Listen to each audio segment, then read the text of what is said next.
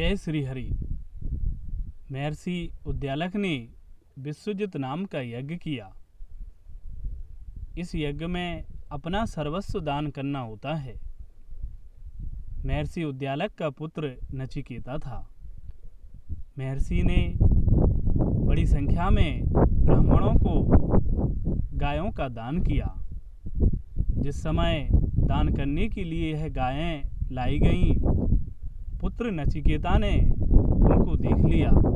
वह गायें बड़ी ही दयनीय थीं। ना तो उनमें झुककर जल पीने की शक्ति थी, ना ही वह गर्भ धारण कर सकती थीं, और ना ही उनके स्तनों में दुग्ध था। नचिकेता को यह सोचकर बड़ा ही दुख हुआ। उसने मन ही मन निर्णय किया कि इसका तो परिणाम बड़ा ही भयानक होगा। पिताश्री को घोर नरकों में जाना पड़ेगा।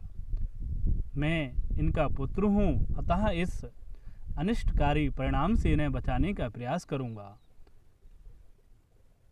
यज्ञ में तो अपनी सर्वस्व जो वस्तु है, जो चहेती प्रिय वस्तु है, उसका ही दान करना होता है।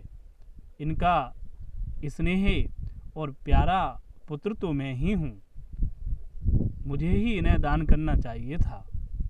यह सोचकर उसने पिताश्री से कहा, पिताश्री, आपकी सर्वश्रेष्ठ प्यारी वस्तु तो मैं ही हूँ। आप मुझे किसको दान में देते हैं? जब बार बार उसने ऐसा कहा तो उद्यालक ऋषि को क्रोध आ गया। उन्होंने गुस्से में कहा, जा, तुझे मैंने मृत्यु को दिया। अब नचिकेता को बड़ा बुरा लगा। वह मन में सोचने लगा, आखिर पिताश्री ने ऐसा क्यों कहा? अब मेरा क्या कर्तव्य है? पुत्रों की श्रेणी 3 बताई गई हैं, उत्तम, मध्यम और अधम। उत्तम तो वह है जो समझकर ही कार्य करने लगे। मध्यम वह है जो आज्ञा मिलने पर कार्य करे, और अधम वह है जो आज्ञा मिलने पर कार्य नहीं करता, मना कर देता है।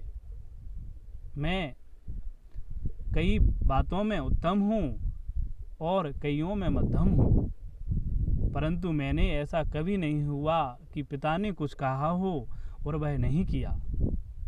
मैं निश्चित ही जो पिता ने कहा है वही करूँगा। नचिकेता ने देखा कि पिताश्री बड़ा दुख प्रकट कर रहे हैं, उनके नेत्रों से अश्रु बह रहे हैं। तब नचिकेता पिता के पास आया और बोला, पिताश्री, जो हो गया सो हो गया।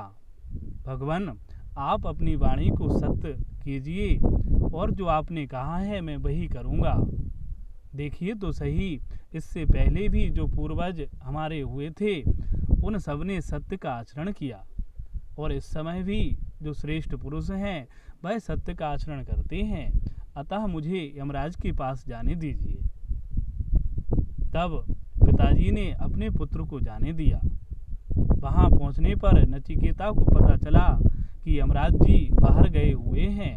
तब वह बालक 3 दिन तक वहां बिना भूख प्यास के ही बैठा रहा, अर्थात ना तो उसने भोजन किया और ना ही जल लिया। जब यमराज वहां पर आए तब उनकी पत्नी ने कहा, भगवान, द्वार पर अतिथि के रूप में साक्षात अग्नि देवता पधारे हैं। वह 3 दिन से अनशन किए बैठे हैं, ना तो उन्होंने जल लिया और ना ही भोजन किया। आप स्वयं ही उनका आदर सत्कार करें। तब यमराज जी नचिकेता के पास आए और बोले, भगवान, मेरी भूल से आपको 3 दिन रात्रि तक प्रतीक्षा करनी पड़ी। इसके लिए मुझे क्षमा करें। होना तो यह चाहिए था कि मैं आपका स्वागत सत्कार समय पर करता, अतः 3 रात्रियों के बदले आप 3 वर मुझसे मांग लीजिए। तब नचिकेता ने कहा, भगवान, यदि आप मुझे वर देना चाहते हैं तो मेरा पहला वर यही है कि जब मैं यहाँ से लौट कर जाऊँ तब पिताश्री मुझे पहचान कर पूर्ववत प्रेम करें, वह गुस्सा ना करें। यमराज ने कहा, नचिकेता, तुम जैसा चाहते हो वैसा ही होगा। अब नचिकेता ने कहा, भगवान मेरा दूसरा वर यह है कि स्वर्ग में सुख ही सुख है, वहाँ दुख नहीं है। अतः स्वर्ग की प्राप्ति के लिए आप अग्नि विद्या का उपदेश करें। तब यमराज ने नचिकेता को अग्नि विद्या का उपदेश किया।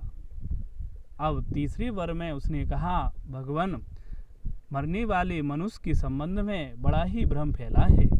कुछ लोग ऐसा मानते हैं कि मरने के बाद आत्मा का अस्तित्व रहता है, जबकि कुछ कहते हैं कि मरने के बाद आत्मा का अस्तित्व नहीं रहता।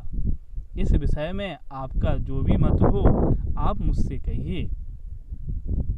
तब यमराज ने बड़े बड़े प्रलोभन दिए और कहा कि तुम इस वर को मत मांगो, तुम संपूर्ण धरती का राज्य ले लो, बड़े बड़े लंबी आयु तक जीने वाले पुत्र पुत्रियों को मांग लो, स्वर्ग के ऐश्वर्य को मुझसे मांग लो, परंतु इस वर को मत मांगो।